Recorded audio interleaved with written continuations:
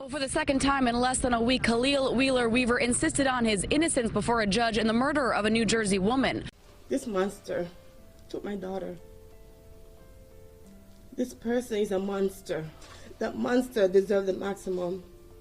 That monster should never see daylight again. The streets of Orange, New Jersey seemed ordinary on the surface, bustling with daily commuters, families, and businesses. But between August and November of 2016, a sinister force lurked beneath the calm exterior. Women were disappearing, their loved ones left in a growing panic, and soon bodies began to surface under gruesome circumstances. Today we arraigned Mr. Wheeler-Weaver on the indictment charging him with 3 murders and 1 attempted murder. The case sent shockwaves through the community, raising unsettling questions. Who was behind these murders? And why were these victims being targeted? As law enforcement worked tirelessly to find answers, a chilling truth emerged. At the center of the case was Khalil Wheeler-Weaver, a 20-year-old security guard who, by all outward appearances, lived an ordinary life. But beneath his quiet demeanor was a calculating predator who lured vulnerable women to their deaths, believing no one would miss them. As to count 2, charging the defendant with desecrating human remains of Robin West, what is your verdict? Guilty. He took advantage of social media platforms, using fake personas to manipulate his victims, and carefully covered his tracks. Yet despite his efforts to evade justice, his digital footprints would betray him. The cold, methodical nature of his crimes made Weaver's case particularly disturbing. He didn't lash out impulsively or attack at random. Every move he made was deliberate. He studied his victims, lured them in, and efficiently executed his plan. And for months, he got away with it, until one woman's survival changed everything. To those who knew him, Khalil Wheeler-Weaver didn't stand out. He was born on April 20th, 1996, in a middle-class home in Orange, New Jersey, known for its mix of suburban charm and urban influence. He wasn't raised in an unstable environment, nor did he come from a broken home, common backgrounds often associated with violent criminals. Instead, he had a seemingly normal childhood, surrounded by family members who worked in law enforcement. His stepfather was a detective, and his uncle was a retired Newark police officer. With this background, one might assume that Weaver would have developed a respect for law and order. Instead, he used this knowledge to his advantage, believing he could outsmart investigators. He attended Orange High School, where his former classmates described him as quiet, reserved, and academically focused. He was never particularly social and didn't have many close friends. However, he wasn't seen as aggressive or threatening either. Teachers noted that he completed his assignments on time and maintained an average academic record. He was always dressed neatly, often in tucked-in shirts and khaki pants, giving him a clean-cut appearance. After graduating in 2014, Weaver took a job as a security guard at Sterling Securities, where he monitored buildings and ensured safety. His interest in law enforcement became apparent through his online activity. Investigators later discovered that he had conducted numerous searches related to police investigations, crime scenes, and forensic procedures, indicating a fascination with criminal methodology. He seemed eager to learn how police solve crimes, likely so he could avoid detection when committing his own. Unlike many serial killers who kill impulsively or out of uncontrollable rage, Weaver planned every step of his crimes. He was meticulous, organized, and disturbingly methodical. He targeted sex workers and women facing difficult circumstances, believing that society wouldn't pay attention if they went missing. To find his victims, Weaver turned to online platforms like Tagged and Tinder. Using fake aliases, he approached women, offering money in exchange for meetings. These interactions were carefully orchestrated. He would gain their trust, arrange to meet in isolated locations, and then carry out his attacks.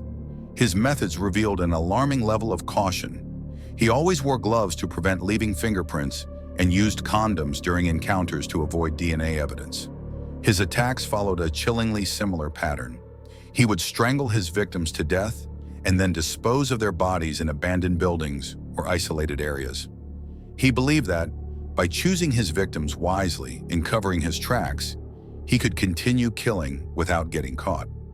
However, he underestimated the power of digital forensics.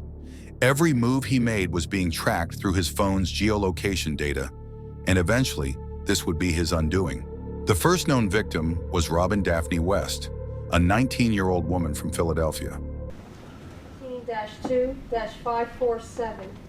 As to count 1, charging the defendant with the murder of Robin West, what is your verdict? Guilty. She was lively and outgoing, full of dreams and ambition. However, like many young people struggling to find stability, she had fallen into a vulnerable situation. On August 31, 2016, Robin was last seen getting into a car with Weaver. Friends and family became concerned when she stopped responding to messages and calls.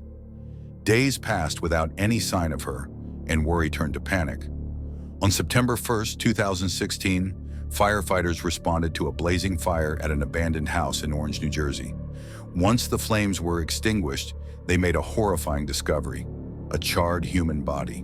The remains were so severely burned that immediate identification was impossible. Days later, through forensic analysis, the victim was identified as Robin West. The autopsy revealed a disturbing truth. Robin had been strangled before the fire was set.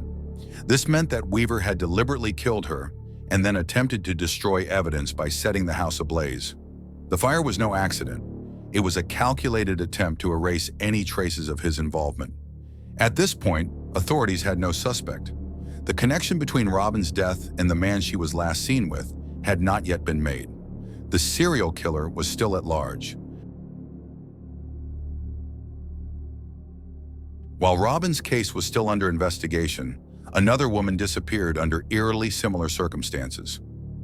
On October 22, 2016, Joanne Brown, a 33-year-old Newark resident, was last seen alive. Like Robin, Joanne struggled but was known as a kind and trusting person. She had a loving family and a close-knit group of friends who described her as caring and full of life. When Joanne failed to return home, her family grew concerned. Days turned into weeks with no sign of her. Then on December 5, 2016, authorities were called to another abandoned house in Orange, New Jersey. Inside, they found a decomposing body. It was Joanne. The autopsy confirmed that, just like Robin, Joanne had been asphyxiated. Her killer had strangled her, left her in the vacant house, and walked away as if nothing had happened. By now, a pattern was beginning to emerge. Young women lured through online connections, strangled to death, and discarded in abandoned properties. The gruesome similarities couldn't be ignored. Authorities began suspecting that a serial predator was on the loose. By late 2016, Khalil Weaver had developed a disturbing pattern. He would target women through social media, lure them with false promises, and then mercilessly end their lives. His victims had no connection to one another, but they all shared one thing in common. They were vulnerable, trusting, and unaware of the predator they were about to meet. During this time, Sarah Butler, a 20-year-old college student, entered Weaver's crosshairs. Unlike his previous victims, Sarah came from a supportive family and was well-loved in her community. She was a New Jersey City University sophomore, known for her warm personality and passion for dance. Sarah had met Weaver online, where he posed as a potential client, offering her $500 for a meeting. The sum was tempting, and she agreed to meet him despite initial hesitation. However, something about the interaction unsettled her. Before she left for the meeting, she sent a text message to a friend that would later become crucial evidence. "If anything happens to me, this is the guy." This message showed that Sarah sensed danger deep down, but it was too late when her friends realized she was missing. On November 22, 2016, Sarah went to meet Weaver. She was never seen alive again. Her family immediately knew something was wrong when she failed to return home for Thanksgiving, a cherished holiday. Her parents and friends launched an intense search, posting flyers, contacting authorities, and pleading for information on social media. For nearly 2 weeks, there were no leads. Then, on December 1, 2016, investigators discovered her lifeless body hidden in a wooded area in Eagle Rock Reservation in West Orange, New Jersey. She had been strangled with a piece of clothing and left to rot in the cold. This was the moment everything changed. Unlike his previous victims, Sarah had a strong support system that refused to accept her disappearance without answers. And when law enforcement struggled to make progress, her friends decided to take matters into their own hands. The key to solving the case would come from Sarah Butler's circle of friends. Heartbroken and desperate for answers, they began analyzing her text messages and social media interactions. It wasn't long before they noticed a suspicious name, an online alias used by the last person she had planned to meet. Determined to get justice, they devised a risky but brilliant plan. They created a fake online profile, posing as another woman interested in meeting Weaver. Using flirtatious messages, they lured him into arranging a meeting, just as he had done with Sarah and the others. On the night of the planned meeting, law enforcement was waiting. Khalil Wheeler-Weaver was arrested on December 6, 2016, after investigators matched his cell phone records to the locations where his victims were last seen and later found dead. The digital evidence against him was overwhelming. His phone data placed him at the crime scenes at the exact times the victims vanished. He had searched for information on police investigations and how to erase evidence. Text messages and online conversations linked him directly to the victims. When confronted with the evidence, Weaver showed no emotion. He denied any involvement, maintaining that he was being framed, but his actions told a different story. He had taken extreme measures to cover his tracks, yet in the end, his overconfidence led to his downfall. Weaver's trial began in October 2019, nearly 3 years after his arrest. The prosecution presented a mountain of evidence, including surveillance footage, digital footprints, and testimonies from Sarah Butler's friends. One of the most damning pieces of evidence came from Weaver himself, his Google search history. Investigators discovered chilling searches on his phone, including how to make homemade poisons to kill humans, how to get away with murder, how long does it take for a body to decompose. Even more disturbing was his repeated use of mapping apps, where he had researched abandoned buildings and secluded areas before committing the murders. Despite the overwhelming evidence, Weaver showed no remorse throughout the trial. He sat expressionless as the victims' families wept in the courtroom. When allowed to speak, he insisted on his innocence, stating, "I was framed. I was set up." The jury didn't believe him. In December 2019, after just 2 hours of deliberation, Khalil Wheeler-Weaver was found guilty on all counts, including 3 counts of murder, 1 count of attempted murder, kidnapping, aggravated arson, and desecration of human remains. One of the most powerful testimonies during the trial came from Tiffany Taylor, a woman who survived an attack by Wheeler-Weaver. Tiffany was a 34-year-old mother who had also met him online. In November 2016, just days before Sarah Butler's murder, Weaver lured her into his car. But unlike his other victims, Tiffany fought back with everything she had. According to her testimony, she sensed danger as soon as she got into his vehicle. Within minutes, Weaver attacked her, attempting to bind her wrists and suffocate her. Desperate to survive, Tiffany used her quick thinking to manipulate him. She convinced him she wouldn't report him if he let her go. Her calm demeanor and ability to remain composed under pressure ultimately saved her life. Makes me feel like he has no type of remorse about it at all. Like he hasn't even shedded a tear about anything. So he's not sorry. Once he released her, Tiffany immediately went to the police. However, at the time, her claims weren't taken seriously. It wasn't until Weaver's arrest that law enforcement realized she had been telling the truth. And as they got out of the car in the motel parking lot and started walking back to the room to get the phone, she managed to leg it in ahead of him, got in and slammed the door behind her.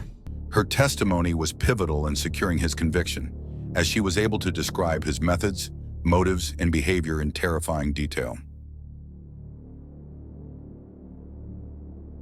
On October 6, 2021, Khalil Wheeler-Weaver was sentenced to 160 years in prison, which is an effective life sentence. During the sentencing, the families of the victims delivered powerful impact statements, describing the pain and suffering he had caused. Sarah Butler's father, Victor Butler, addressed Weaver directly, saying, "I hope you suffer every night." And I hope you find in your heart that you can give him the longest maximum sentence. And I hope that he lived for a very long time, and they make him suffer every night. I hope you lay in your cell and you think about what you did. Even as the judge read his sentence, Weaver remained emotionless, offering no apology and showing no remorse.